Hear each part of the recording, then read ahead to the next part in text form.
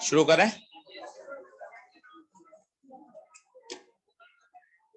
लिखें।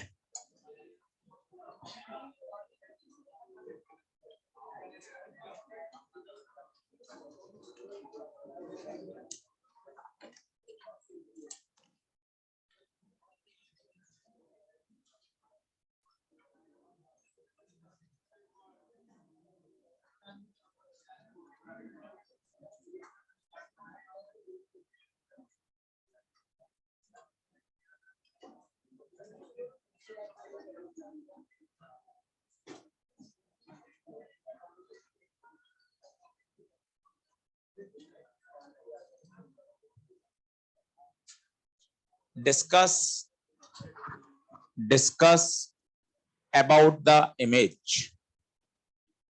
एक लेंस है जिसकी फोकल लेंथ 20 सेंटीमीटर है, ऑब्जेक्ट रखा गया है 30 सेंटीमीटर पर।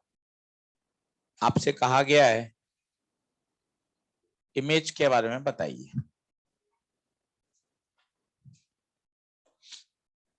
10वीं क्लास का क्वेश्चन है।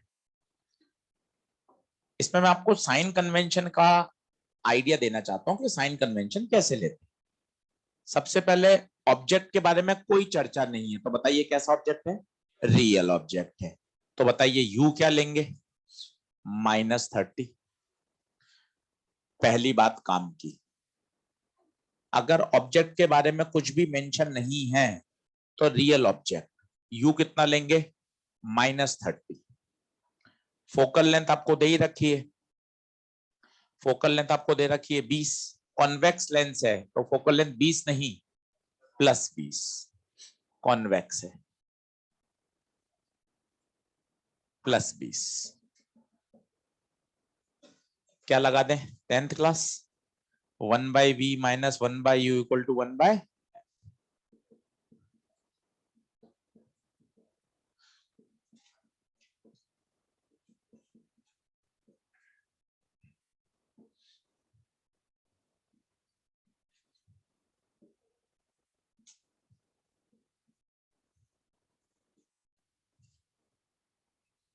v 60 है तो बोले +60 है या -60 है? +60 है। दूसरी तरफ बनेगी या उसी तरफ बनेगी? दूसरी तरफ। +60 है in the direction of energy flow. Height चाहिए HI/HO V/U। HO 3, V +60, U -30 -6।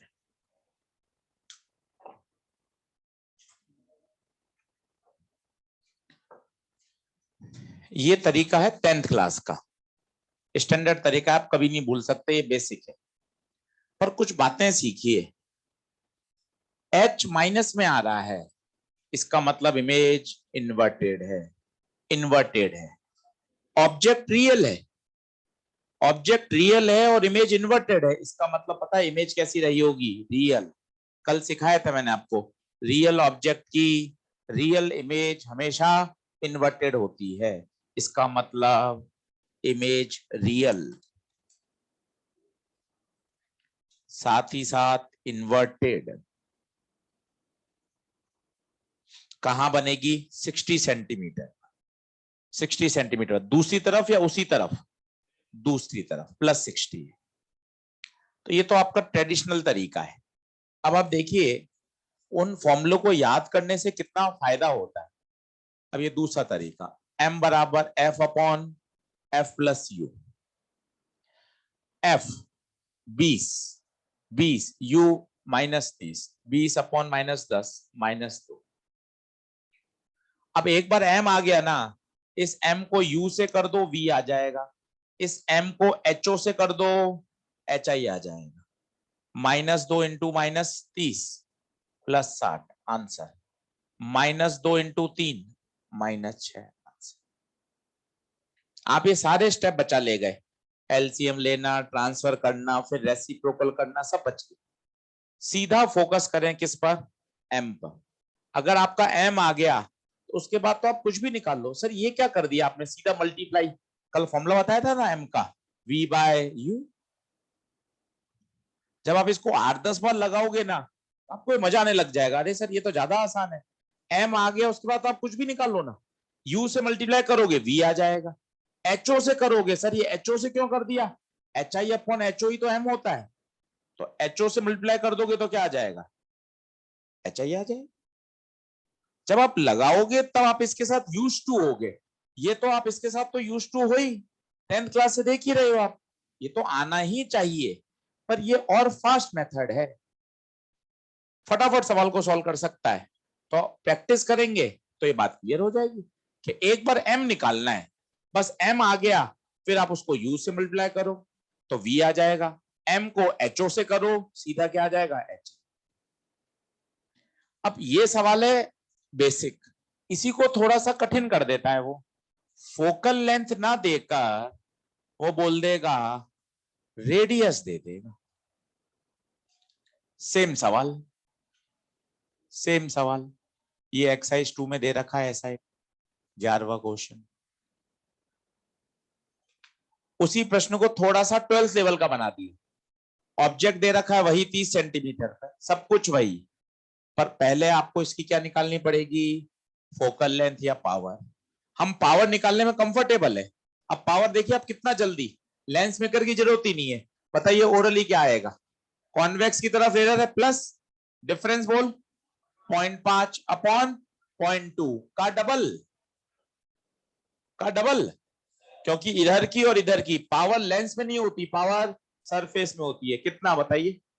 2 से 2 5, और उल्टा कर दो 100/f से, तो f डायरेक्ट आ गया कितना? 20। वही सवाल बन गया, देख लीजिए। तो दिमाग को इतना ब्रॉड करिए। फोकल लेंथ 20 दे रखी है तो आप कर ही सकते हैं। फोकल लेंथ ना देकर इस तरह से नाटक कर सकता है। अब वही क्वेश्चन बन गया, आंसर वही आए। फोकल लेंथ कितनी? 20, यू कितना? -30, यहाँ ऑब्जेक्ट की हाइट रख लो 3 सेंटीमीटर। सेम वही क्वेश्चन। एक्सरसाइज 2 में 11वां सवाल है, एआईपीएमटी में आया हुआ इस तरह का क्वेश्चन।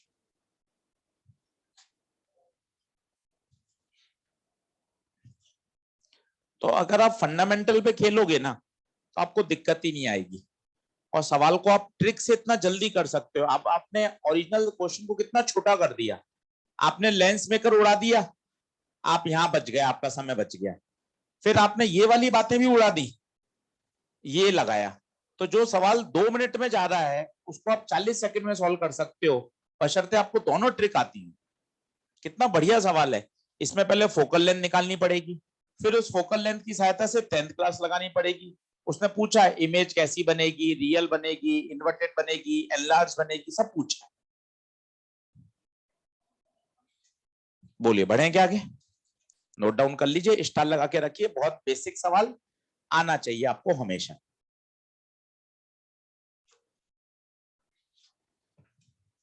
आगे बढ़ते हैं। इसमें एक कॉन्सेप्ट यही और सीख लीजिए जो आज लेंस डिस्प्लेसमेंट में भी काम आएगा। एक ये वाला क्वेश्चन करके देखिए, ट्रिक से ही करना, जल्दी सॉल्व होगा। फोकल लेंथ ले लीजिए आप 20 और ऑब्जेक्ट को रखिए 60 पर, वी बताना है।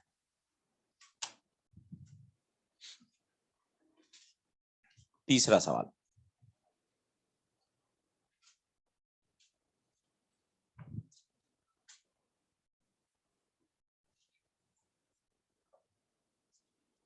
आराम से तसल्ली से करिए। वी चाहिए, कोई एम निकालिए।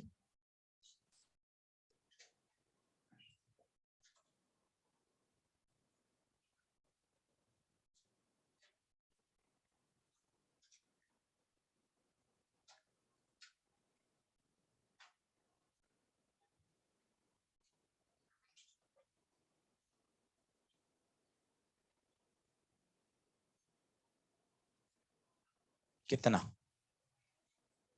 m की स्टाइल से करिए। u बताओ, u -60, m निकाल लो। आप ओरली निकाल सकते हो, प्रैक्टिस करोगे तो। f upon f plus you, f 20, फिर 20 माइनस 60 कितना, -40, 20 बटा -40 -हाफ, -हाफ को इससे गुणा कर दो 30, -हाफ इंटू -60, 30 आंसर। और पूरा करना है कि नहीं सर, अपने तो वैल्यू रख के बढ़िया लगता है, आप वैसे कर लीजिए, हमें कोई आपत्ति नहीं, -आधा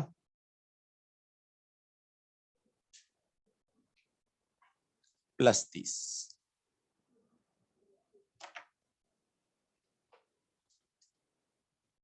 अब आप देखिए, सीधा प्रैक्टिस का है, जो मैं आपको बताना चाहता हूं कि प्रैक्टिस का क्या इंपैक्ट है।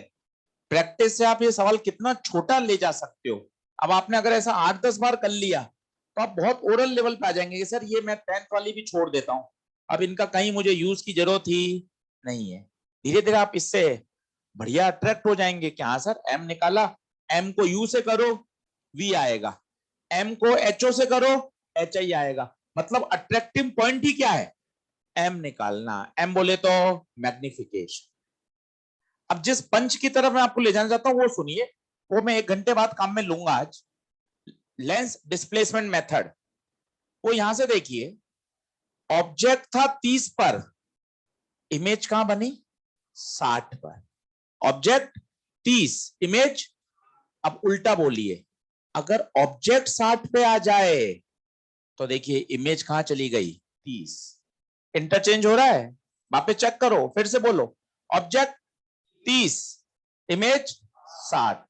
पहले ये बोल लीजिए, ऑब्जेक्ट 30 तो इमेज, उल्टा बोलिए, अगर ऑब्जेक्ट 60 है, इमेज 30 है। ये मैं सेंटेंस बोलूंगा आगे जाकर कि अगर ऑब्जेक्ट x1 पर है तो इमेज बनती है x2 पर। अब नेक्स्ट बोलिए क्या होगा, अब अगर ऑब्जेक्ट को x2 पे कर दें तो इमेज x1 पे बनेगी। ये यूज करेंगे, जिसको मैंने आपको एक न्यूमेरिकल से आपके दिमाग में बात बैठा दी, जो आप खुद देख सकते हैं, 2 बार और बोल सकते हैं। सर एक बार धीरे धीरे बता दीजिए, ऑब्जेक्ट 30, इमेज 60, उल्टा बोलें, अगर ऑब्जेक्ट 60 है तो इमेज 30। इसका मतलब ऑब्जेक्ट और इमेज की पोजीशन को क्या किया जा सकता है, इंटरचेंज।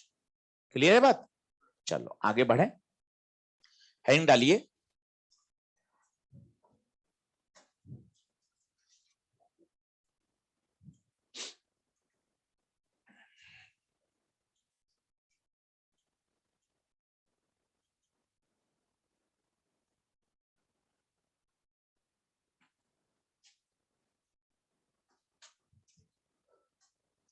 कल आपने रेस अगर करी होगी तो एक ये वाला क्वेश्चन आपको देखा होगा आपने, इसमें जो उसने मीडियम भरा है उसका स्टाइल देखा आपने, ऐसे भरा है।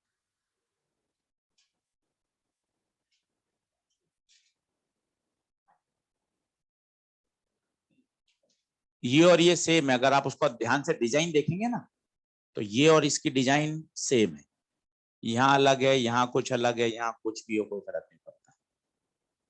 सोच के बताएं कितनी इमेज, 1 या 2? क्यों 2 बताइए? देखें, बड़ा सिस्टमेटिक करिए, रे बना लीजिए, अपने आप एक कहानी सब बता देगा। इसको कितने से रिफ्लेक्ट होना है, केवल μ1 से रिफ्लेक्ट होके कहीं आए। इस वाली को केवल μ1 से, केवल μ1 से, दोनों सेम है। आप ध्यान से उसको डायग्राम को देखेंगे तो दोनों का मीडियम सेम है, एक इमेज यहां बन गई। इनका क्या होगा, इन रे का कितनी बार, 1 बार, 2 बार, 3 बार, 3 बार रिफ्लेक्ट होके कहीं पहुंचेगी, जो इसका हल होगा वो इसका हल होगा। कितनी इमेज, 2 इमेज। हमारे वाले जब कल डायग्राम था आपने देखा हो तो हमने इसको कहां तक भरा था, पूरा ऊपर तक, याद है किसी को? हमने ऐसे भरा था। अब कितनी इमेज बनेगी, अब एक ही बनेगी। हर रे को कितनी बार होके गुजरना पड़ेगा, 3 बार।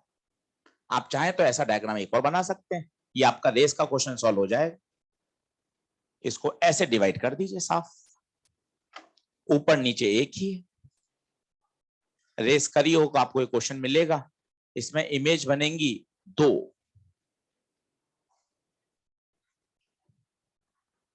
ये इतनी टेढ़ी मेढ़ी क्या बनाई, ये समझ में आया किसी को? ये क्या कर दिया ऐसा? ये रिफ्रैक्शन हुआ है 1 बार 2 बार 3 बार, वो एक आइडिया दिया है कि हाँ भाई रिफ्रैक्शन हो रहा है।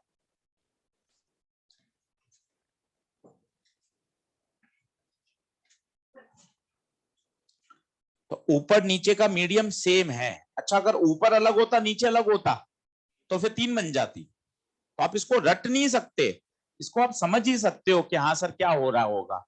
ऊपर μ1 है, नीचे μ1 है, इसको μ1 से रिफ्लेक्ट होना है, इसको भी μ1 से रिफ्लेक्ट होना है, दोनों एक जगह जाएंगी। इनको 3 बार होना है, पर तीनों कॉन्जिक्यूटिव है, एक के बाद एक के बाद एक के बाद एक। और सबसे बढ़िया, आप अगर ऐसी 2 लाइन खींच देंगे तो आपको मजा ही आ जाएगा। ये 2 लाइन खींच दें, ये ऊपर वाला एक लेंस, ये तीनों मिलकर एक लेंस।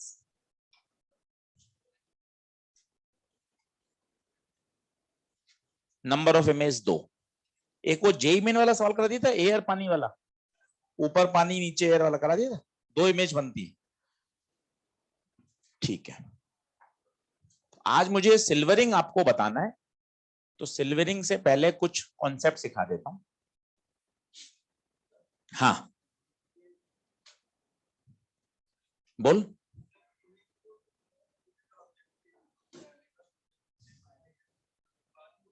रियल रियल के लिए बात होगा, रियल रियल के लिए बात होगा।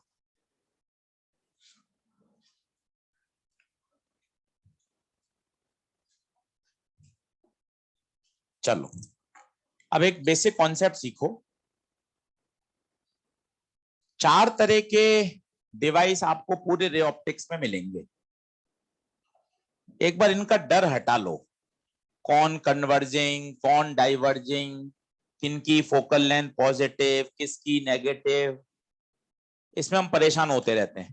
तो इसको 15 मिनट देकर एक बार इसका डर हटाओ, किसका यू किसका वी एफ, उनको समझो। तो पहले तो चारों के नाम बोलना सीखो। इनका तो हमें जानते ही है। ये कौन है? कॉन्वेक्स लेंस, ये कॉनकेव लेंस। ये ध्यान से देखो, ये जो दूसरी सरफेस है वो तो पॉलिश्ड है, वो तो डेड एंड है, यहां से कुछ भी नहीं हो सकता। ये आगे वाली सरफेस क्या है? रिफ्लेक्टिंग, यहीं से डिसाइड होता है। अब बताइए, ये सरफेस अंदर दबी हुई है, केव है, केव, केव का मतलब गुफा, तो इसे क्या बोलेंगे? कौन केव मिरर, मिरर है। ये देखिए, ये तो पॉलिश सरफेस है, ये रिफ्लेक्टिंग एंड है ही नहीं। रिफ्लेक्टिंग एंड कौन सा है? इधर वाला। और ये सरफेस क्या है? बल्ज आउट है, बल्ज आउट है मतलब कॉन्वेक्स मिरर। तो पहले तो आपको सबका नाम आना चाहिए। अब दूसरा मैं आपको ये सिखाना चाहता हूं, इसमें कौन कन्वर्जिंग है और कौन डाइवर्जिंग है। उसके लिए बेस्ट तरीका है 2 रे बना लीजिए, केवल 2 रे। आप रटेंगे इससे तो आप एग्जाम में 10 सेकंड में बना लेंगे, क्योंकि बट ऑब्वियस है, चारों थोड़ी ना आएंगे एग्जाम में, किसी एक न्यूमेरिकल में कोई एक काम आएगा।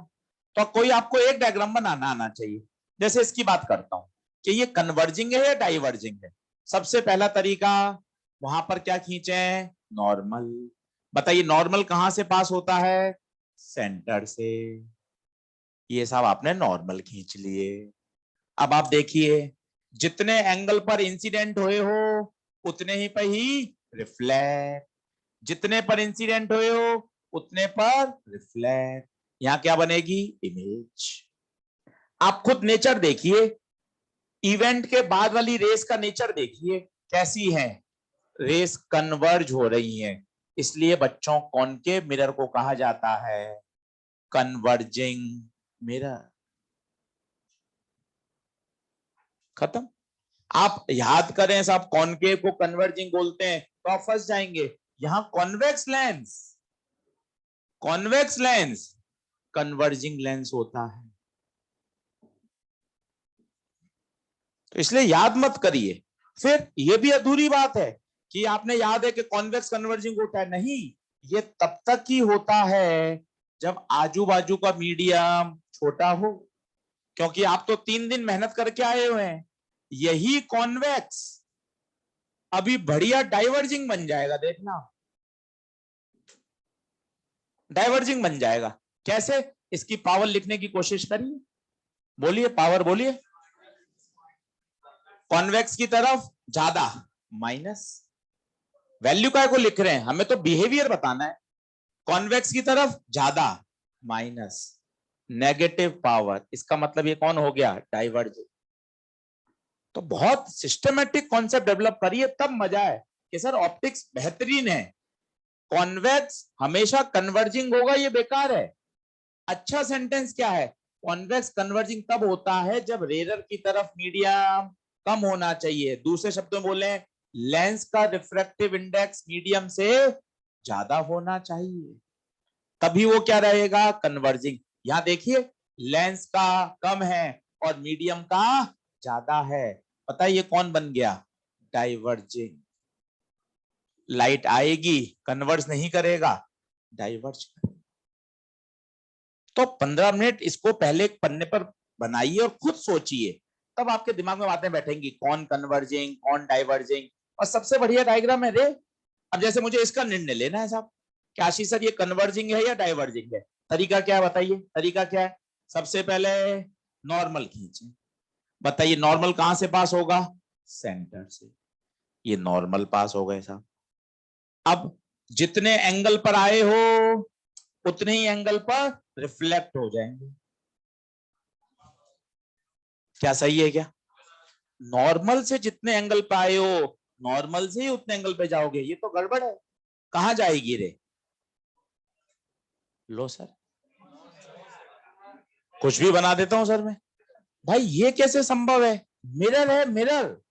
मिरर से एनर्जी आर पार नहीं जाती, मिरर से एनर्जी टकराकर लौटती है।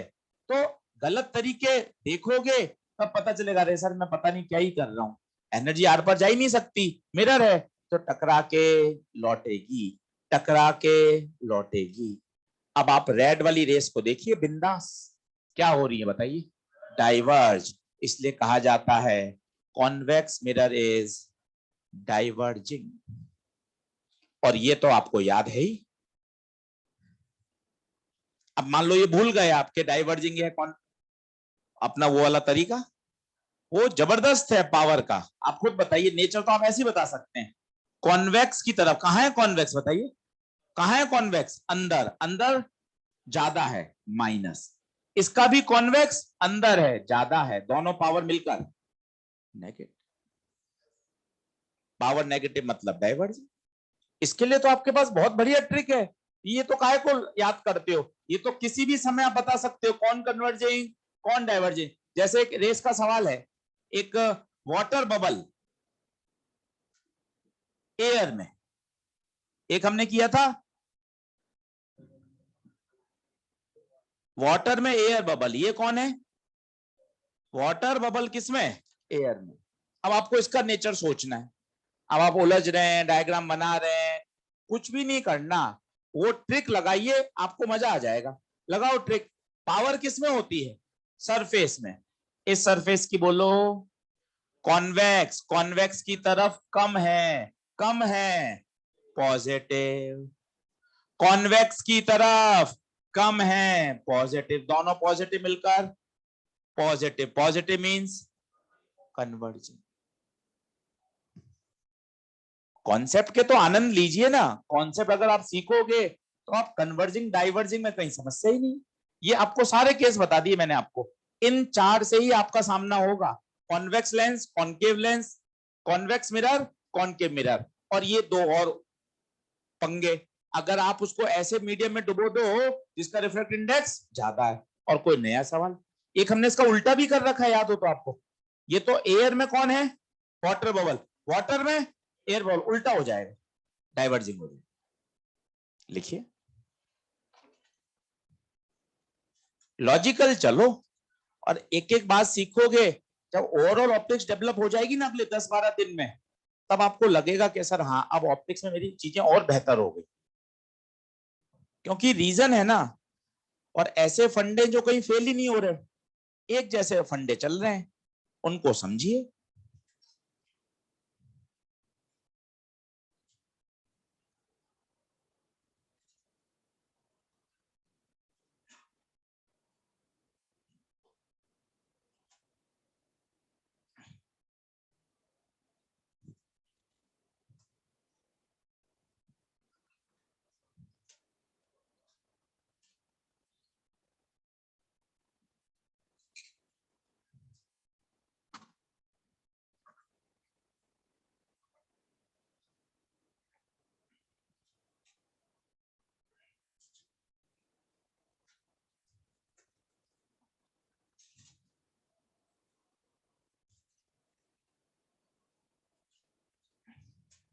हाँ जी,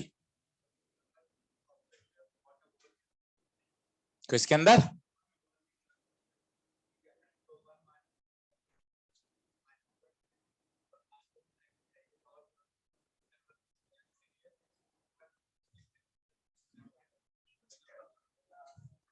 हमें जो फील होता है सब गलत फील होता है ना, सही फील होने लग जाता तो फिर फिजिक्स ही क्यों पढ़ते?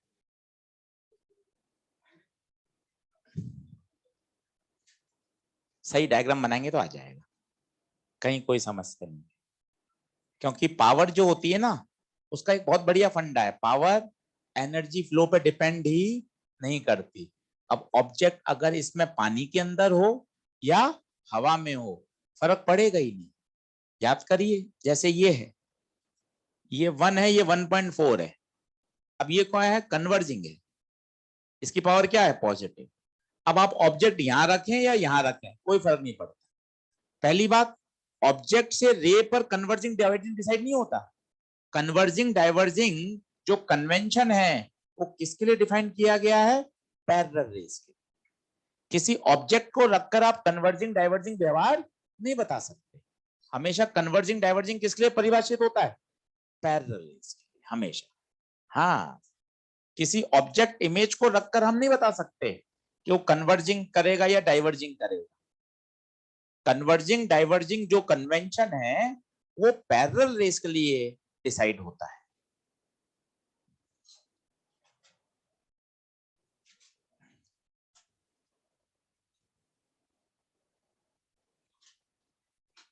मिटाऊं क्या? अभी बातें और हैं इसमें, वो देखिए। सिंस कॉनकेव मिरर कन्वर्जिंग है तो इसकी पावर क्या होगी? पॉजिटिव। ये डाइवर्जिंग है तो इसकी पावर नेगेटिव। अब एक बार पेन पेंसिल छोड़िए और बोर्ड पे देखिए, बाद में लिख लीजिएगा। सोच के बताएं इसकी फोकल लेंथ क्या होगी? इसकी फोकस आ रहा है सामने, मुझे दूरियां नापनी है पोल से। पोल से मैं इधर भागूंगा तो एनर्जी के अपोजिट भाग रहा हूं, तो इसका एफ क्या आएगा? नेगेटिव। थोड़ा सा तेज हो गया सर, वापस समझाओ। वापस देखो, आप पोल पे खड़े हो, बोलो हाँ है। All distances are measured from pole, ठीक है। क्योंकि प्लस माइनस के तो पंगे, यहां गाड़ी तेज भगाओगे तो मजा कैसे आएगा? सारी दूरियां कहां से नापी जाती है? पोल से। बोलो इसमें सहमत हो? अब बताओ एनर्जी फ्लो कहां है? ये तीर के निशान से देखो, एनर्जी कहां है? इस डायरेक्शन में एनर्जी इंसिडेंट हो रही है, ये एनर्जी फ्लो है। अब बताओ, इसका फोकस यहां तो कहीं मिलेगी नहीं, इसको पीछे भगाएं, यहां फोकस आएगा। अब बताइए, फोकस तक भागने के लिए खुद सोचिए कहां चलना पड़ेगा? एनर्जी के साथ या एनर्जी के अपोजिट? एनर्जी के साथ। इसका मतलब फोकल लेंथ इसकी पॉजिटिव। ध्यान रखिए। अब एक पंगा हो गया यार, P प्लस है F minus, P minus F plus. इसलिए हमारे साइंटिस्ट ने जब मिरर के लिए फॉर्मूला बनाया तो F नहीं लगाया, क्या लगाया? -1/f। अब हमें तो याद है कि सर लेंस के लिए 1/f होता है, मिरर के लिए -1/f। अब आप लॉजिक सोचिए, ये माइनस कहीं से निकल के थोड़ी ना आता है, ये तो सोच समझ के लगाया गया है। देखो ना, क्योंकि दोनों बातें एक दूसरे से क्या हो रही हैं? अपोजिट आ रही हैं। अब आप ये फॉर्मूला यूज करोगे, सब परफेक्ट। चेक करो, एफ रखो माइनस, रखो एफ माइनस, ये माइनस पावर प्लस, सारी बातें सेट। एफ रखो प्लस और बाहर minus, power comes out to be negative. इसलिए मिरर के लिए 1/f नहीं, क्या होता है? -1/f। और लेंस के लिए बताइए, लेंस के लिए 1/f। और इसमें तो आपको पता ही है दोनों तरफ क्या होना चाहिए? एयर। इसकी सोच के देख लीजिए क्यों 1/f होता है, खुद सोचो। इसकी फोकस क्या बोलोगे? आगे, तो फोकल लेंथ पॉजिटिव, साथ ही साथ ये कन्वर्जिंग है, पावर भी पॉजिटिव। दोनों एक साथ चल रहे हैं, एक जैसे चल रहे हैं, इसलिए फॉर्मूले में प्लस आ रहा है। इसमें देखिए दोनों अपोजिट चल रहे हैं, इसलिए माइनस आ रहा है। तो आज घर पे टारगेट रखना केवल आधा घंटा ये इसी बात का कि मैं इन चारों से खेलूं कि कॉन्वेक्स मिरर क्या, कॉनकेव मिरर क्या, किसकी फोकल लेंथ पॉजिटिव, किसकी नेगेटिव, किसकी पावर, क्योंकि इनको रटा नहीं जा सकता। रे डायग्राम से सारी बातें क्लियर की जा सकती हैं, और जहां अटक जाओ वहां एलटी भाई सुन लो 20 मिनट का, कि आज पहले स्टार्टिंग 20 मिनट में सर ने यही सिखाया है। क्योंकि ये पक्के होंगे तभी तो सवाल में मजा आएगा आपको मिरर में। आप इसमें समय खर्च नहीं करते, आप डायरेक्ट सवाल में उतरते हो, आपके फोकस में आप परेशान रहते हो, यार प्लस लूं माइनस लूं, पावर प्लस लूं माइनस लूं। इस पे बेस बनाइए, ये आधार है। और याद रखिए मिरर में क्या आता है, माइनस। मैंने आपको कारण बताया है, क्योंकि पी और एफ दोनों एक दूसरे के अपोजिट हैं, जबकि लेंस में ऐसा पंगा नहीं है। इसलिए लेंस में 1/f होता है और मिरर में -1/f।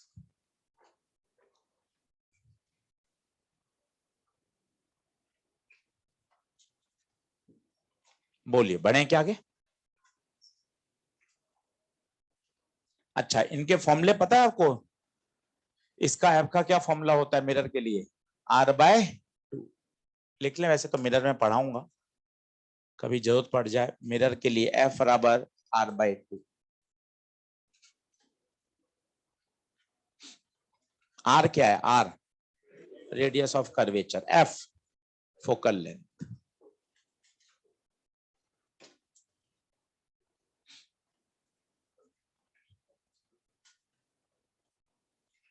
कल वो बना लिए थे डायग्राम, ठीक रहा या चलने दें वैसा, या ये ठीक है, बता देना, वैसे तो सिलेबस खत्म होने को है।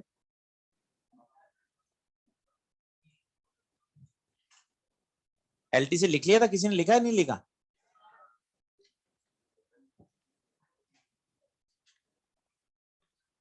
चलो बना ले सारे, अरे वेरी गुड। लिखो, आगे आओ, अब लिखो सिल्वरिंग। सिल्वरिंग समझो, सिल्वरिंग वैसे तो बड़ा टॉपिक है, पर फंडामेंटल से आप इसको बहुत जल्दी कर सकते हो। एक क्वेश्चन करके दिखाता हूं आपको, और आप देखना। क्वेश्चन क्या है, एक प्लेनो कॉन्वेक्स लेंस है, सुनिए पेन पेन से छोड़िए, और इसकी रेडियस दे रखी है 20 सेंटीमीटर, मीडियम है 1.5। इसकी एक सरफेस को सिल्वर कर दिया, आपसे पूछा गया है नेट फोकल लेंथ बताइए। अब सिस्टम,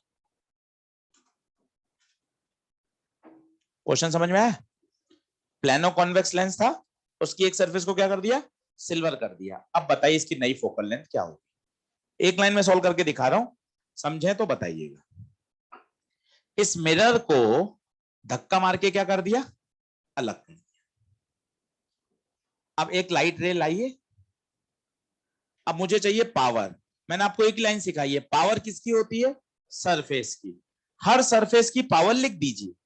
बताइए कितनी सरफेस से होके गुजरना पड़ेगा, पहले काउंट कर लो, बताओ। 1 2 3 4 5। क्यों सर 5 बारी, क्यों सर, क्योंकि मिरर से टकराओगे तो वापस तो आओगे ही आओगे ना। लेंस में तुम्हारे साथ ऐसा नहीं हुआ था, कारण समझो ना। लेंस में तुम 2 बारी गुजरते थे, चाहे कैसा भी लेंस हो। तुमने 2 बारी लिखी है जीवन में पावर, 2 ही सरफेस होती है। इसमें 5 बार होगा, क्यों होगा पहले इस बात को समझो। क्योंकि जो भी एनर्जी इंसिडेंट होगी उसको 5 सरफेस से तो इंटरेक्ट करना ही पड़ेगा। और हम तो एक ही कॉन्सेप्ट हमने सीखा है, हर सरफेस के पास अपनी क्या होती है, पावर। अब आप लिखना देखिए और समझिए आप कितना जल्दी सॉल्व कर सकते हैं। पी नेट कोशिश करें, ये 1.5, ये 20। ये बताइए, ये रेरर की तरफ कॉन्वेक्स प्लस डिफरेंस 0.5 अपॉन 0.2, खत्म। आगे 0 0 वापस 0, और ये 0.5 अपॉन 0.2, पी नेट 5 डायरेक्टर। हो गया सवाल समझ, ये आया पी। अब आपको क्या चाहिए, फोकल लेंथ। यहां गलती होगी, पी एफ नहीं, -1/f। ये पहला झटका है। पूछिए -1/f क्यों, क्योंकि this overall device is like a mirror. क्यों सर, मिरर क्यों बन गई? क्योंकि मिरर एनर्जी को क्या करता है, रिबाउंड करता है, ये एनर्जी को वापस भेज रहा है।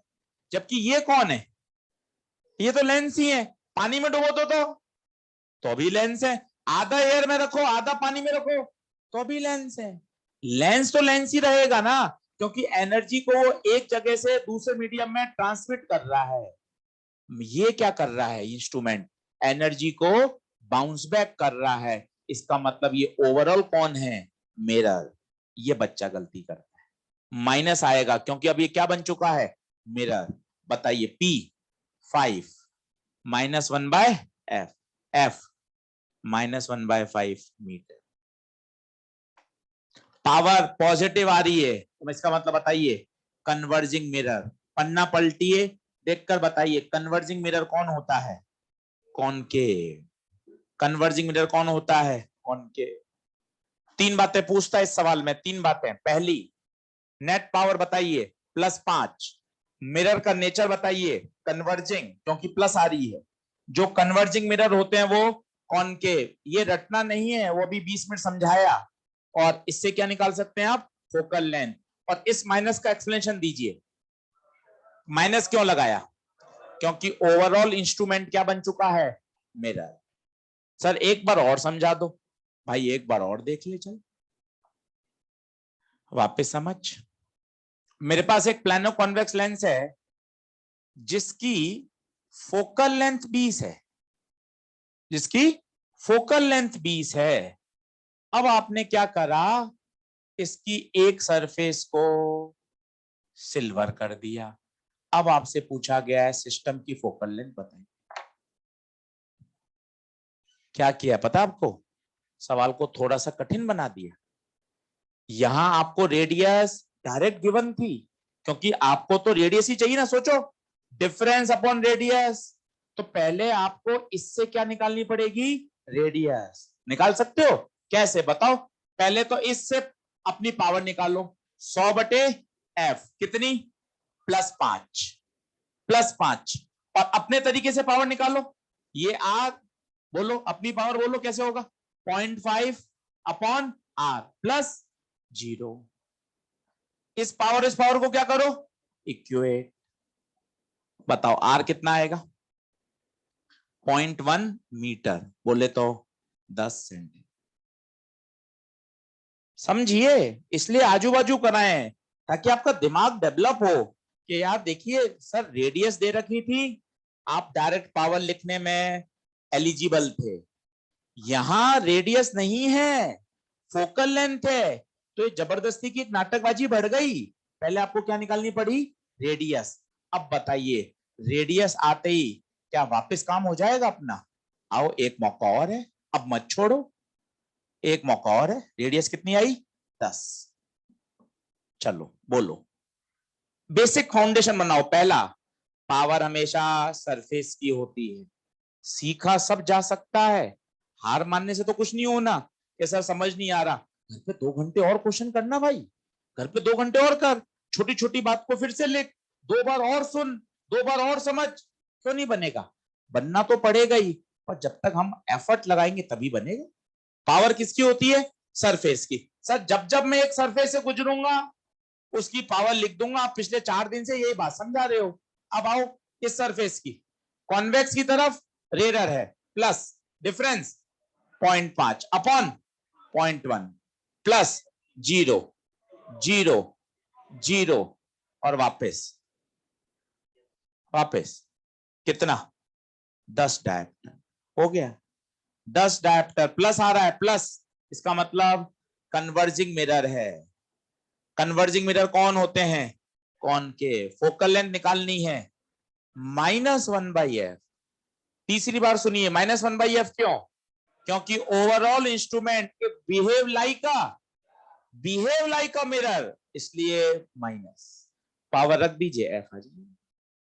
करिए, ये सिल्वरिंग का टॉपिक है, 5 मिनट में आप फ्री हो सकते हैं सिल्वरिंग से। तो सिल्वरिंग में कुछ ही नहीं करा हमने, जो पावर का जो ट्रिक बढ़िया समझ रखा है उसी ट्रिक से सिल्वरिंग को भी पढ़ लिया।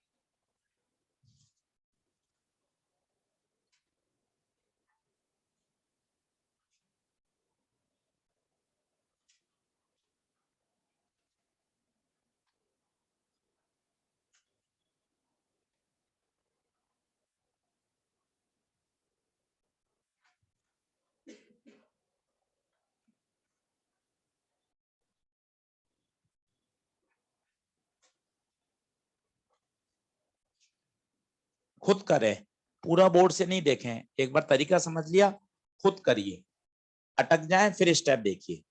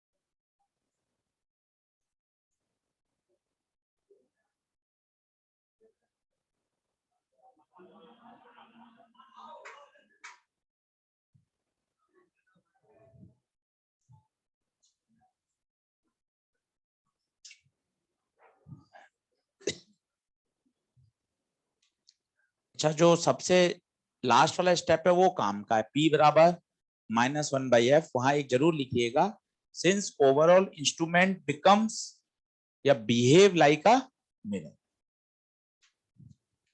ये दोनों प्रोफाइल के क्वेश्चन है। रेडियस दे दी तो मेरे हिसाब से सवाल जल्दी सॉल्व हो जाएगा, क्योंकि रेडियस से आप जल्दी काम कर सकते हैं। दूसरी प्रोफाइल है फोकल लेंथ दे रखी है, तो with the help of focal length आप क्या निकालेंगे, पहले रेडियस निकालनी पड़ेगी।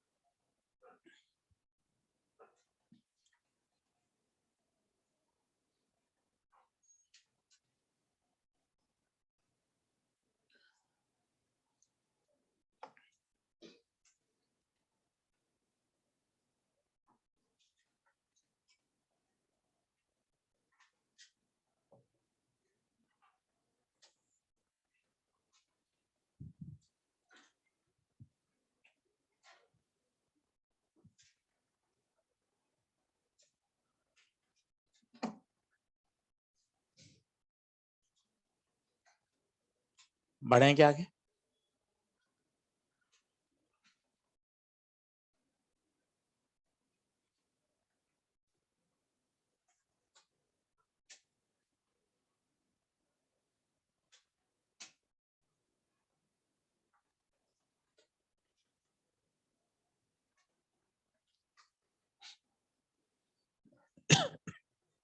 लिखें object focus and image focus.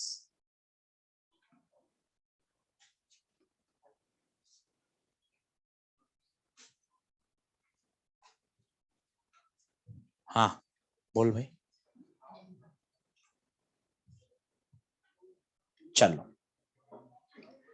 अब पता है हल लेंस के दो फोकस होते हैं। हमने आज तक एक ही फोकस के बारे में जानकारी ली है, पर वास्तव में हल लेंस के पास कितने फोकस होते हैं? दो। क्या होता है सुनिएगा। पहले तो 10th क्लास में ले चलता हूं आपको। 10th क्लास में ये वाला डायग्राम बहुत पॉपुलर, हर बच्चे को आता है। पैरेलल लाइट आएगी, बताइए कहां मिलेगी? फोकस पर।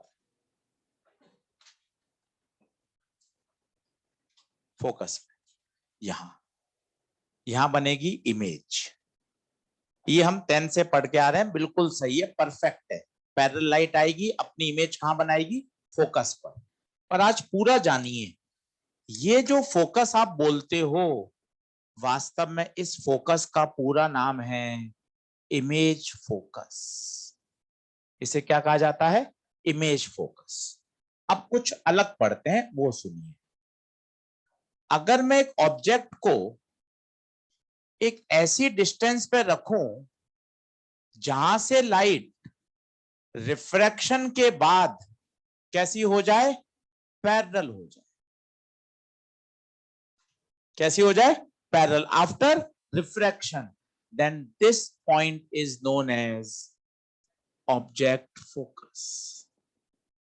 आप इसको चेक कर सकते हो कि सर पैरेलल ही क्यों हो जाएगी, सर ये कहां जरूरी है? चेक कर लीजिए। यू बताइए, यू कितना लेंगे? यू माइनस एफ, वी निकाल लेते हैं। 1/v minus 1/u equal to 1/f।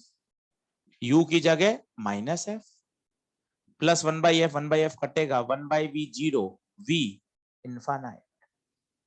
v infinite का क्या मतलब है? लाइट रेस क्या हो गई? पैरेलल। इस फोकस को क्या कहा जाता है? Object focus. याद करना बड़ा आसान है, समझिएगा। पैरेलल आए, कहां मिले? फोकस पर।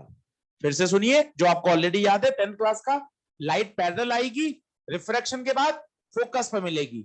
उल्टा बोलिए, अगर लाइट फोकस से आएगी तो रिफ्रैक्शन के बाद पैरेलल हो जाएगी। ये याद रखने का तरीका है। ये कहलाता है 10th क्लास वाला फोकस इमेज फोकस, और ये वाला क्या कहलाता है? Object focus. ऑब्जेक्ट फोकस की डेफिनेशन बोलने की कोशिश करिए। ऑब्जेक्ट फोकस एक ऐसा पॉइंट है जहां पर अगर ऑब्जेक्ट को रखा जाए तो लाइट रिफ्रैक्शन के बाद पैरेलल हो जाती है। फिर से बोलिएगा सिस्टमैटिक से। पैरेलल लाइट आएगी, आफ्टर रिफ्रैक्शन फोकस पर मिलेगी। अब रिवर्स बोलिए, अगर लाइट फोकस से आएगी तो रिफ्रैक्शन के बाद पैरेलल हो जाएगी। इसलिए 10th क्लास से अब आपको समझ में आएगा कि आपके साइंस के टीचर यहां भी एफ लिखते थे और यहां भी है।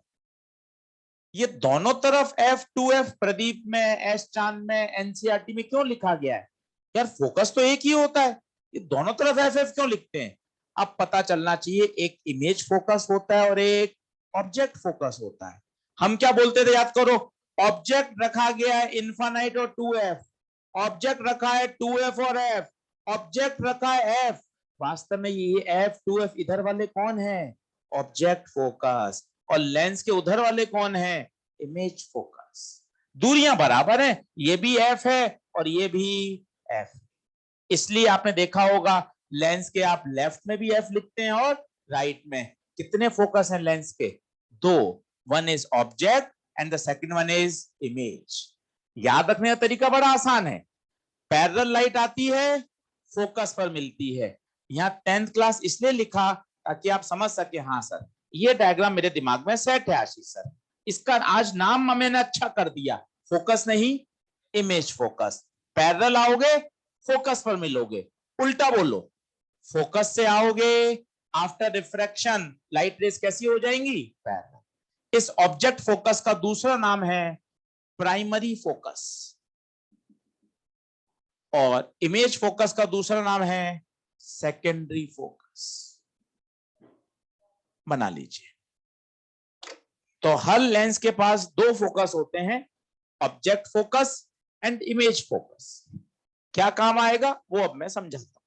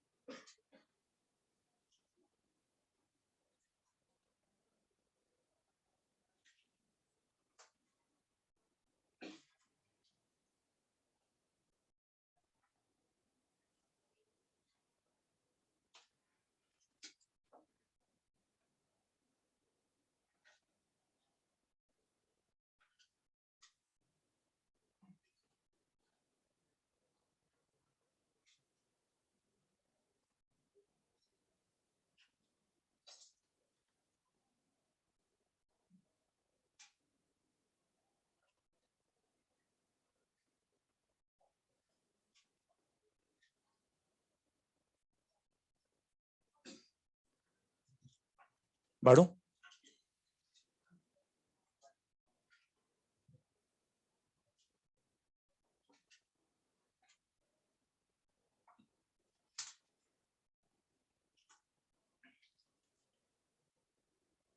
दो फोकस होते हैं, ऑब्जेक्ट फोकस और एक इमेज फोकस। दूरियां बराबर होती हैं, एफ है।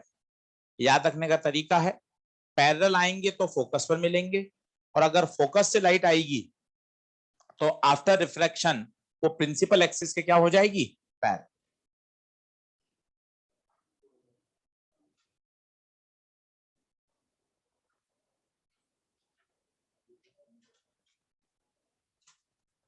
अब इसी में लिखिए Newton's formula.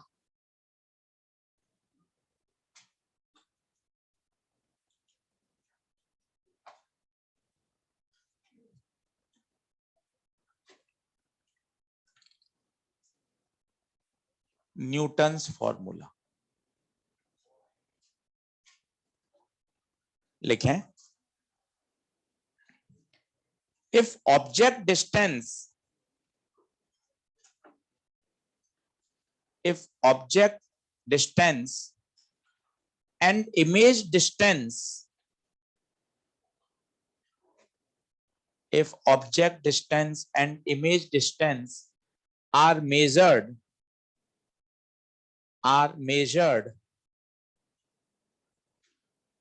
from focus,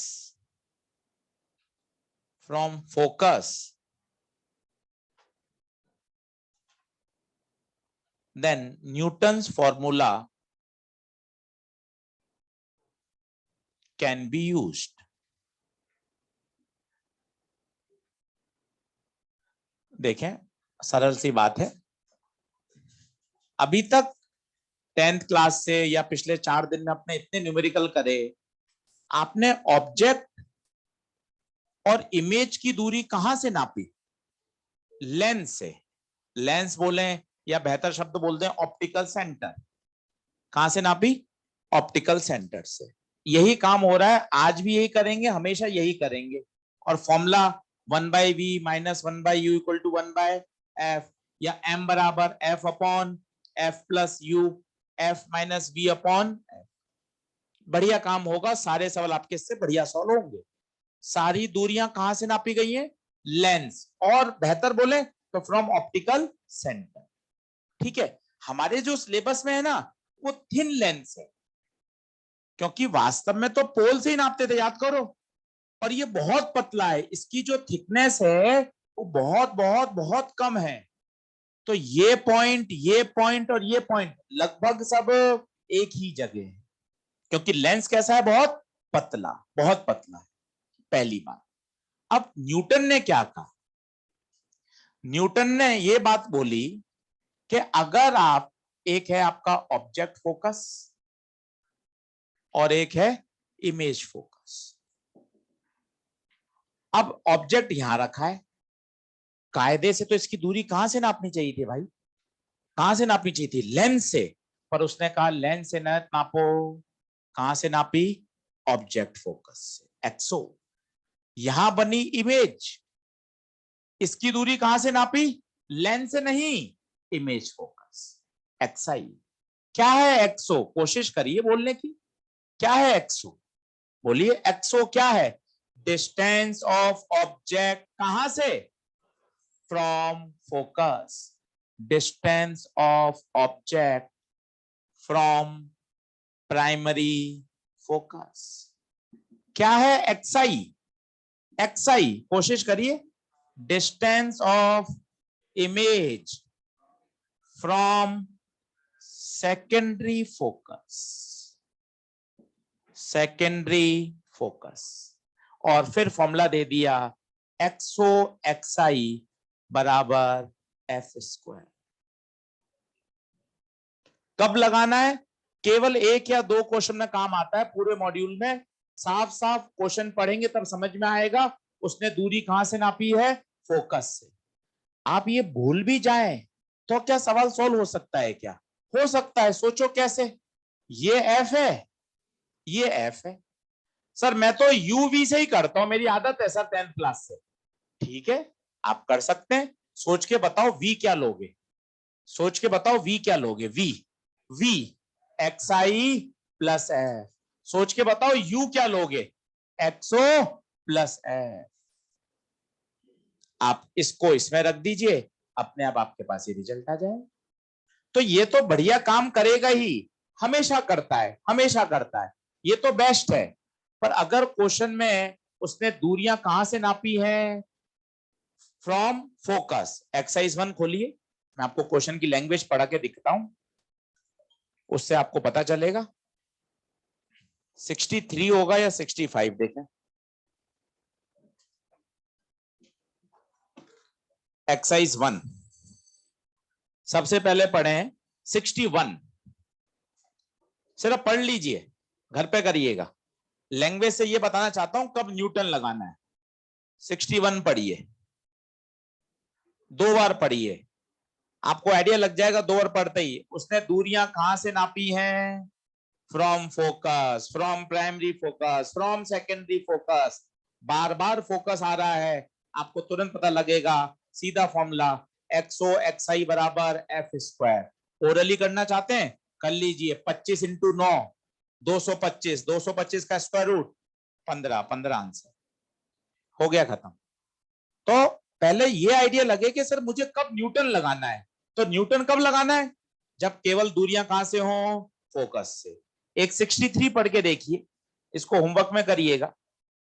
N object is place at a distance of 9 from the principal focus. Principal का मतलब होता है फर्स्ट फोकस। इसका मतलब ये भी किससे सॉल्व होगा, न्यूटन फॉर्मूले से। बाकी किसी सवाल में ऐसी लैंग्वेज ही नहीं है। बाकी सवाल में लैंग्वेज कैसी होती थी, N object is place at a distance of 10 centimetre from lens, from lens, from lens. तो हम हमेशा अपनी 10th क्लास से पढ़ते थे। इन 2 सवाल में लैंग्वेज ही अलग है, इसमें दूरियां कहां से नापी है, फोकस। क्लियर, लिख लीजिए। इसको आप चाहें तो डिराइव भी कर सकते हैं, सिर्फ v और u यहां रख दीजिए, एलसीएम लेके सॉल्व करिए, एग्जैक्ट फॉर्मूला आ जाएगा, एक्सओ एक्सआई बराबर एफ स्क्वायर। कोई आवश्यकता नहीं थी, जबरदस्ती का फॉर्मूला है, बगैर उसके भी काम चल रहा था। बिल्कुल हाँ, नाम दिखना चाहिए। ऐसा साउंड वेव में इन्होंने प्रयास किया था, velocity under root p by rho, कहा था आइसोथर्मल प्रोसेस होता है, और बाद में लाप्लास आए, उन्होंने करेक्शन किया, गामा पी बाय रो। तो न्यूटन फॉर्मूले से वेलोसिटी ऑफ साउंड वेव आ रही थी 280, 282, जबकि प्रैक्टिकल 300। लाप्लास ने करेक्शन किया कि जो न्यूटन ने एजम्पशन किया था वो बिल्कुल गलत है। वास्तव में साउंड वेव का प्रोपोगेशन एक एडियाबैटिक प्रोसेस का एग्जांपल।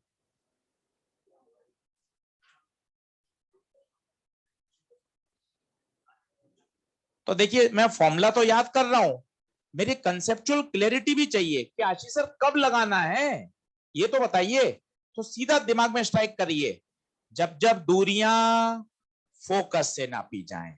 450 सवाल में 2 ही सवाल ऐसे हैं जिसमें उसने दूरी फोकस से नापी है, बाकी तो आज भी वही फेमस है, दूरी हमेशा कहां से नापी जाती है, लेंस से या ऑप्टिकल सेंटर से।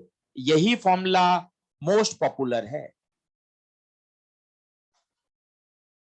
वहीं पास में लिख लीजिए एक्सरसाइज 1 61 और 63, ताकि जब आप ये पढ़ें वो 2 क्वेश्चन साथ में सॉल्व कर लें, तो आपको इस फॉर्मूले की अंडरस्टैंडिंग और क्लियर हो जाएगी। कोने में लिख के रखें एक्सरसाइज 1 61 63। तीनों एक्सरसाइज में केवल ये 2 ही ऐसे क्वेश्चन हैं बच्चों जो न्यूटन फॉर्मूले से सॉल्व होंगे।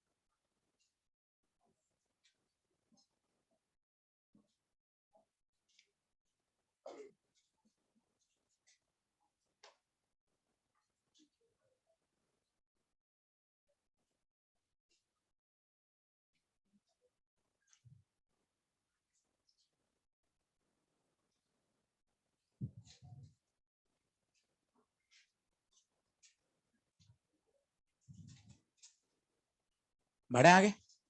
आज लेंस पूरा हो जाएगा। आज का टारगेट मिलेगा होमवर्क का एक्सरसाइज 1, 2, 3 में से जहां जहां लेंस दे रखा है, अभी मैं आपको सब सिस्टमेटिक लिखा दूंगा, तीनों एक्सरसाइज में से लेंस पूरा आज कर लीजिएगा। सबसे बड़ा टॉपिक है लेंस रे ऑप्टिक्स का। इसके बाद कल चालू करेंगे ऑप्टिकल इंस्ट्रूमेंट, वो भी एक बड़ा फेमस और इंपॉर्टेंट टॉपिक। तो ऑप्टिकल इंस्ट्रूमेंट पर आने से पहले आज का दिन मिलेगा आपको, कल सुबह का दिन है, लेंस पूरा करके आ जाइएगा। उससे आपकी क्लियरिटी भी बढ़ेगी, क्योंकि तीनों ऑप्टिकल इंस्ट्रूमेंट में लेंस ही यूज आएगा, चाहे वो कंपाउंड माइक्रोस्कोप हो, चाहे वो टेलीस्कोप हो, चाहे सिंपल माइक्रोस्कोप हो, तीनों में लेंस ही यूज आता है। तो अगर आपके पास लेंस के सारे फंडे क्लियर होंगे तो आपको क्वेश्चन समझने में, अंडरस्टैंडिंग में, इंस्ट्रूमेंट में भी मजा आएगा। इसलिए आज लेंस अच्छे से तैयार करिएगा। 4 लेक्चर पूरे हो चुके हैं और लेंस पूरा हो जाएगा। ये 10th क्लास वाली बात है। 2f पर ऑब्जेक्ट रखते हैं तो 2f पर इमेज बनती है, 2f पे रखते हैं 2f पे बनती है। ऑब्जेक्ट और इमेज की दूरी बताइए कितनी? 4f। ये मिनिमम दूरी है, पता आपको क्यों मिनिमम क्यों है? जरा सा आप छेड़छाड़ नहीं करके देखिए। जैसे आप इसको यहां ले जाएंगे, ये मैं आपको समझाता हूं एक डायग्राम से।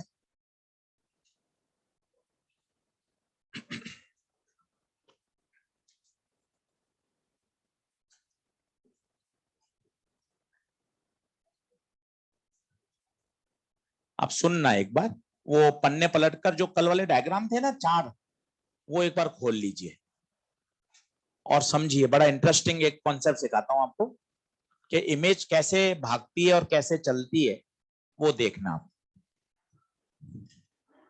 आप सीखना सभी बोर्ड पर। बड़ा इंटरेस्टिंग कॉन्सेप्ट है। ऑब्जेक्ट को रखा मैंने बहुत दूर, बहुत दूर।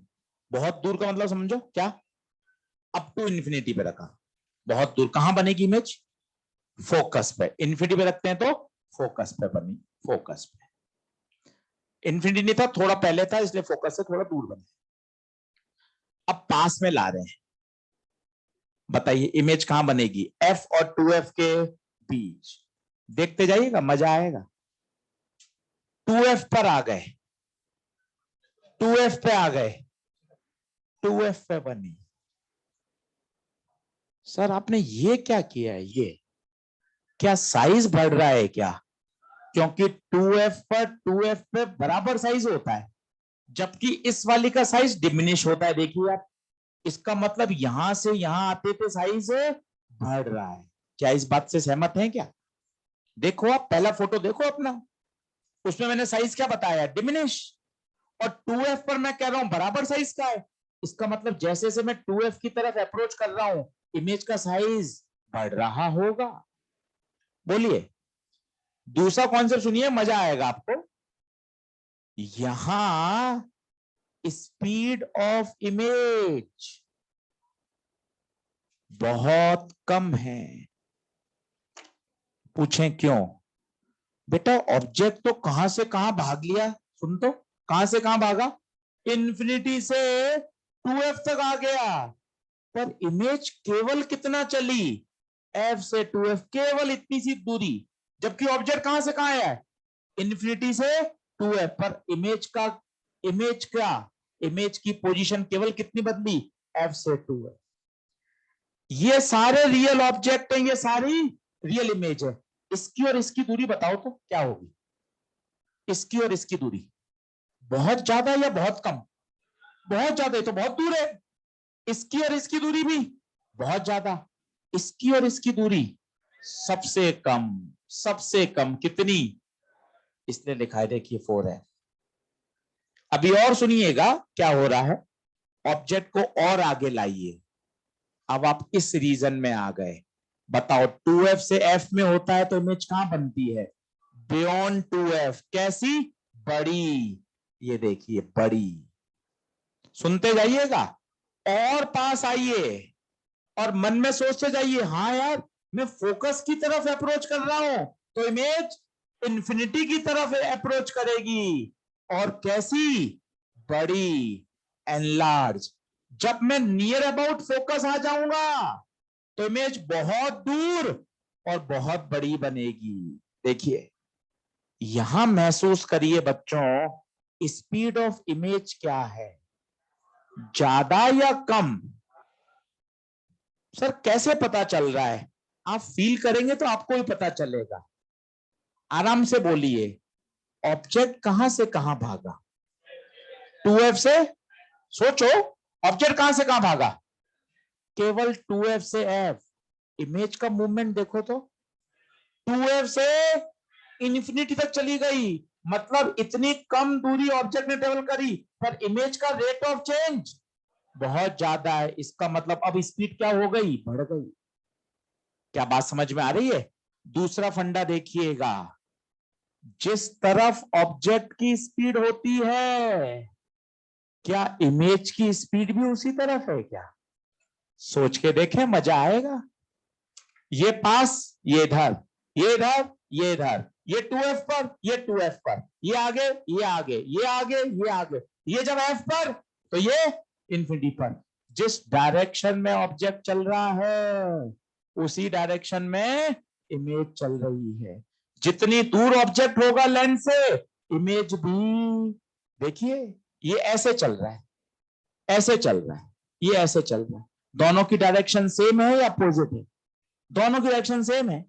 देखिए आप, ऑब्जेक्ट कहां भाग रहा है? लेंस की तरफ, और इमेज लेंस से दूर भाग रही है। ये उस प्रश्न का हल है जो आप रेस में देख रहे होंगे। यहां 1 2 और 3 4 रखा। बताइए, ये तो हमें पता है कि रियल इमेज बन रही है, उसने बोल भी दिया रियल इमेज है, तो रियल इमेज तो इन्वर्टेड बनेगी। पर 1 2 आएगा या 1 2 उधर जाएगा? सोच के देखिए।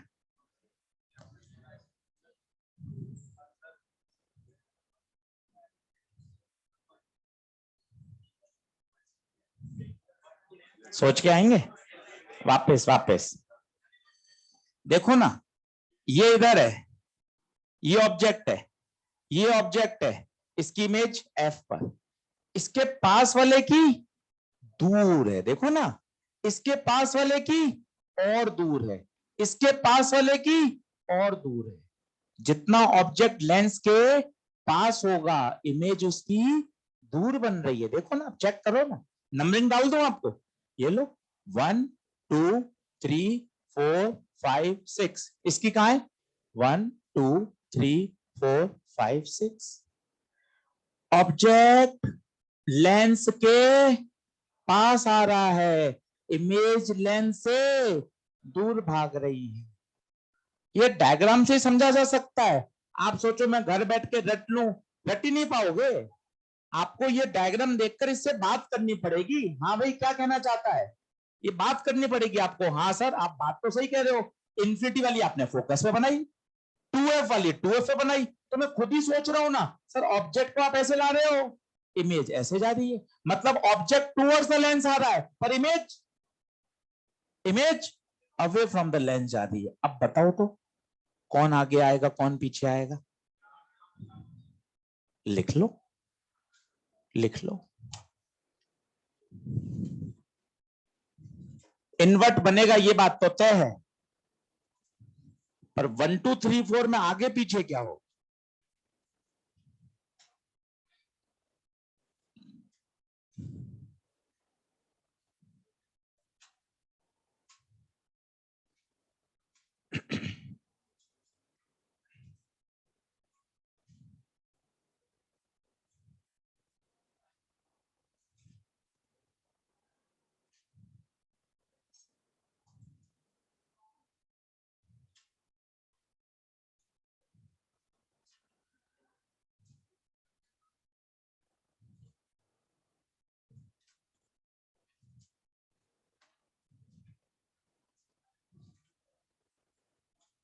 डायग्राम देखकर, सारी पोजीशन देखकर थोड़ा सोचिए कि किस तरह से छोटे छोटे सवाल यहाँ कंसेप्चुअल बनते हैं। As the object is approaching towards the lens, ऐसे सवाल आया हुआ है एम्स में, तो इमेज कहां आएगी? टूवर्ड्स द लेंस या अवे फ्रॉम द लेंस? देख लीजिए आप डायग्राम से।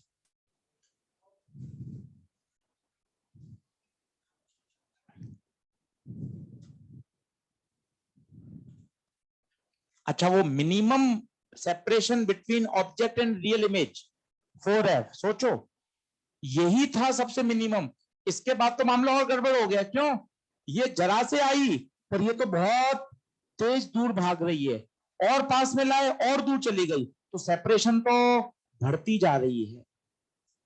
तो ये अपने आप में क्वेश्चन है। The minimum separation between object and real image is 4f in case of convex lens.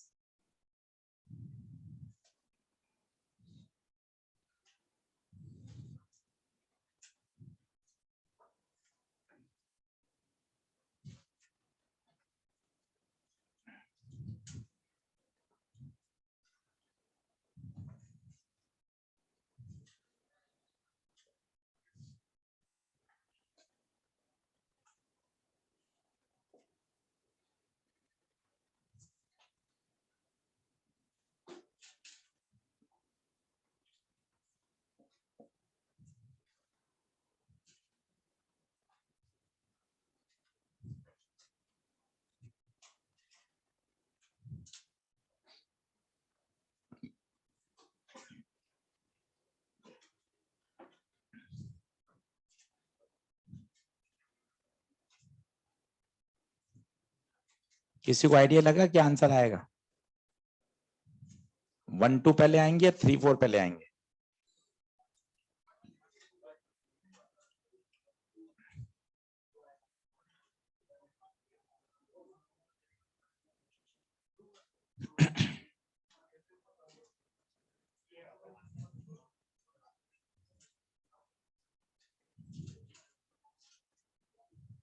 अच्छा, आएंगे तो इनवर्ट ही।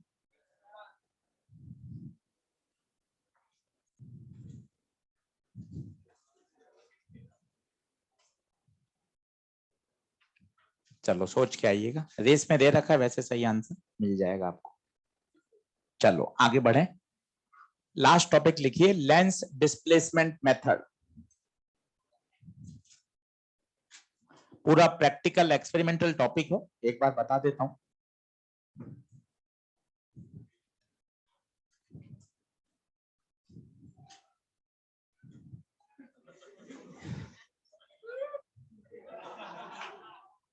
चलिए बढ़िया, लिखें। In this method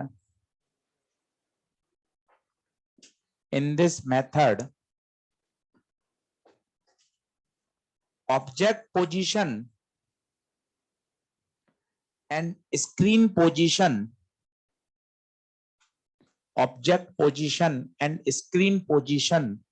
are fixed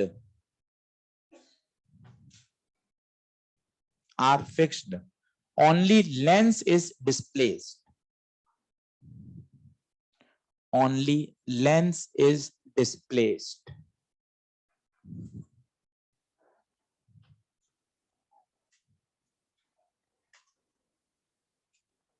दूसरा पॉइंट लिखिए, using this experiment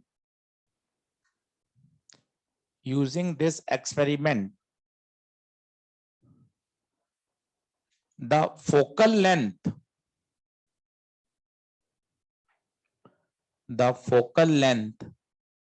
of the convex lens can be calculated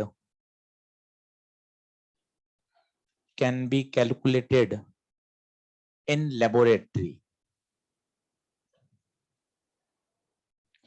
तो lab में किसी लेंस की फोकल लेंथ कैलकुलेट करने के लिए ये एक्सपेरिमेंट किया जाता है। क्या क्या बातें होती है सुनते जाइए, बड़ा थ्योरेटिकल है, एक रिजल्ट है जो आपको याद होना चाहिए, सभी सुनते जाएं। ये ऑब्जेक्ट और ये स्क्रीन, पूरे एक्सपेरिमेंट में ना ऑब्जेक्ट हिलेगा ना स्क्रीन हिलेगी, ये तो फिक्स रहेंगे। कौन डिस्प्लेस करेगा? टॉपिक का नाम पढ़ लो, लेंस डिस्प्लेसमेंट मेथड। दूसरी बात सुनो, स्क्रीन पर इमेज बनानी है। पता है स्क्रीन पे हम 10th क्लास से पढ़ रहे हैं, कैसी इमेज बनती है? Real image. ये रियल ऑब्जेक्ट, सोच के बताओ, ये डिस्टेंस 4f से ज्यादा होनी चाहिए।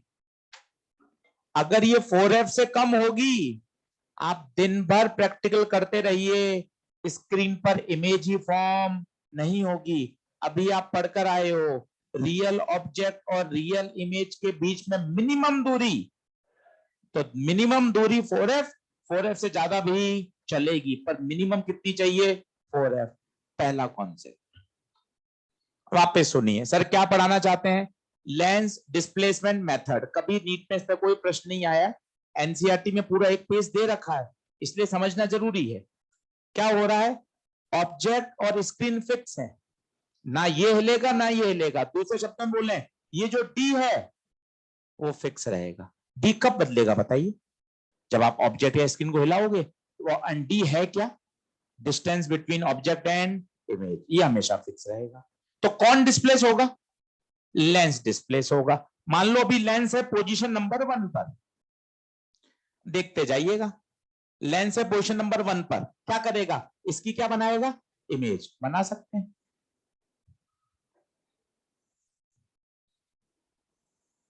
ये इमेज बन गई।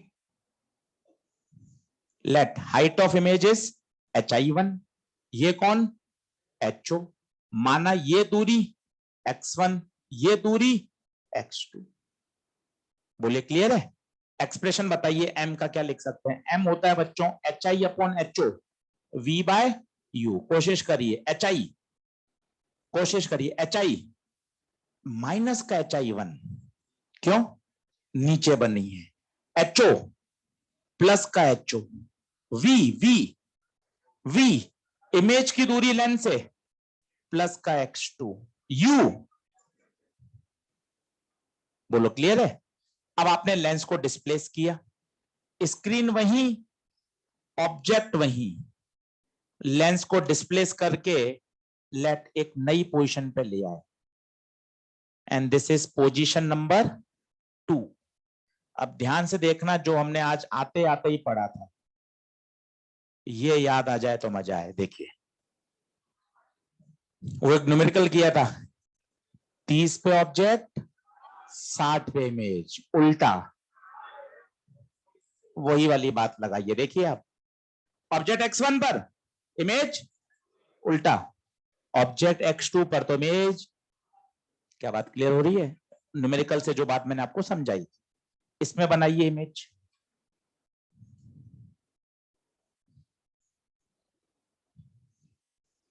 Let this is hi2। इसके लिए फॉर्मूला लगा सकते हैं, कोशिश करिए। hi upon ho, v by you. hi minus v, सोच के बताइए। v है क्या सर? मैं बोल लूं कैसे? मुझे पता ही नहीं चल रहा v क्या होता है। v क्या होता है? v होता है, सर बोल लूं कैसे? v नहीं पता क्या है? v है इमेज की दूरी लेंस से। कहां है इमेज? उंगली रख, ये रही इमेज। लेंस कहां है? ये रहा। दूरी बता, x2। सर ऐसे बताओ ना, तो मैं बोल लूंगा भी x1। अब मुझे पूछा है u क्या है? u ऑब्जेक्ट की दूरी कितनी? -x2। बोलिए हाँ है क्या?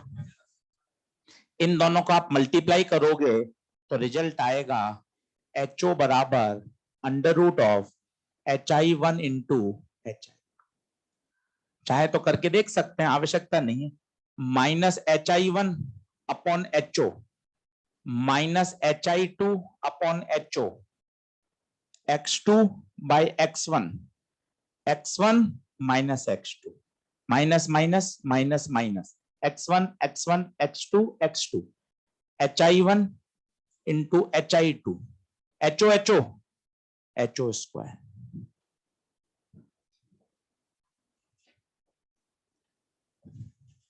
इस पे एक बार न्यूमेरिकल आया हुआ है एम्स में, ho बराबर hi1 इंटू hi2 का स्क्वायर रूट। hi1 है क्या? उसको बोलिए क्या है hi1? Height of image when lens पहली पोजीशन पे था। hi2 height of image when lens position number 2 पे था। और इन दोनों पोजीशन के बीच का जो डिस्प्लेसमेंट है, लेट ये है x। टॉपिक का नाम लेंस डिस्प्लेसमेंट मेथड। आपने इसको कितना डिस्प्लेस किया? x डिस्प्लेस किया। और अब अगर हम इस इक्वेशन को यूज करें और इसमें यूवी की वैल्यू डालें तो फोकल लेंथ आता है D square minus x square upon 4d। इसमें एक एक चीज देख लीजिए, वो काम की है। एफ क्या है? फोकल लेंथ, जिसको हमें कैलकुलेट करना था। मेथड का एम ही क्या था? To find the focal length. D बताइए, D D distance between object and screen. और एक्स डिस्प्लेसमेंट। किसका डिस्प्लेसमेंट? लेंस का। कहां से कहां? From position 1 to position. Note down कर लीजिए। एक न्यूमेरिकल इसमें दे रखा है बिगनर बॉक्स 7 पर। बिगनर बॉक्स 7 का पहला क्वेश्चन जो इससे सॉल्व होगा। बाकी कभी पेपर में आया नहीं है, नीट में तो कभी नहीं पूछा गया। एनसीईआरटी में एक पेज में जो जो दे रखा था वो मैंने आपको समझा दिया है। पहला और सबसे बढ़िया सवाल बनता है, डिस्टेंस कितनी होनी चाहिए? वो है 4f या 4f से ज्यादा। क्यों 4f कहां से आया ये बताइए।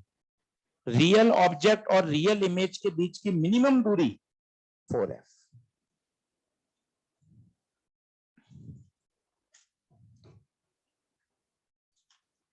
अब एक बार पहले होमवर्क मैनेज कर लें। एक्सरसाइज 1, लेंस पूरा। लेंस चालू हो रहा है 57 से 75 तक।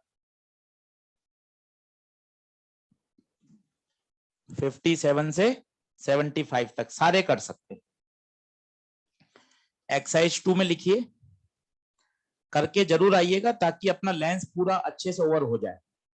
एक्सरसाइज नंबर 2, दूसरा, पांचवा, छठा, 11, 16, 19, 24, 29,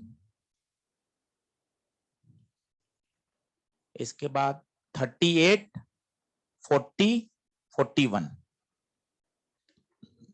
गिनो कितने हो गए? 10 होने चाहिए 2 में। 11, ठीक है। तो ये पूरा लेंस मैंने आपको छांट के लिखा दिया है। इसको करिए, कल ऑप्टिकल इंस्ट्रूमेंट चालू करेंगे और वो आसान लगेगा आपको। उसका कारण है सारा का सारा उसमें फंडामेंटल लेंस के ही है। तो जो हमने 4 लेक्चर लेंस पढ़ा है वो पूरा काम आ जाएगा। शुरुआत कहां से करेंगे मैं आपको बता देता हूं।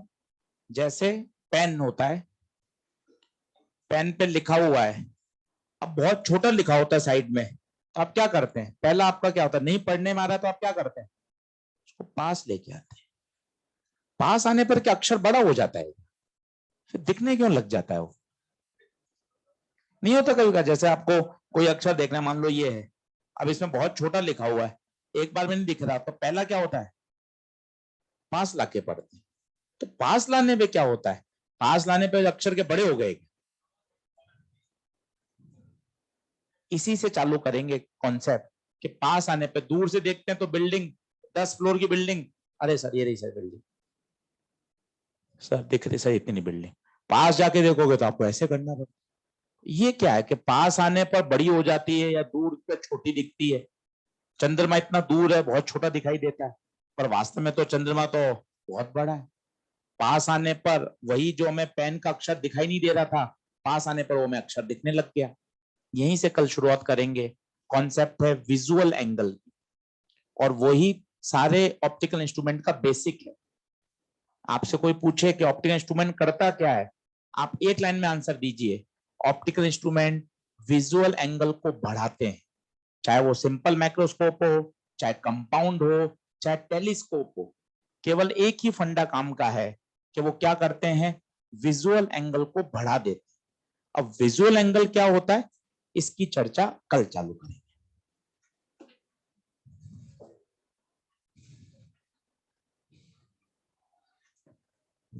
हाँ भाई, ऑनलाइन वाले बच्चों होमवर्क कर लेना लेंस का, और ऑप्टिकल इंस्ट्रूमेंट चालू करेंगे।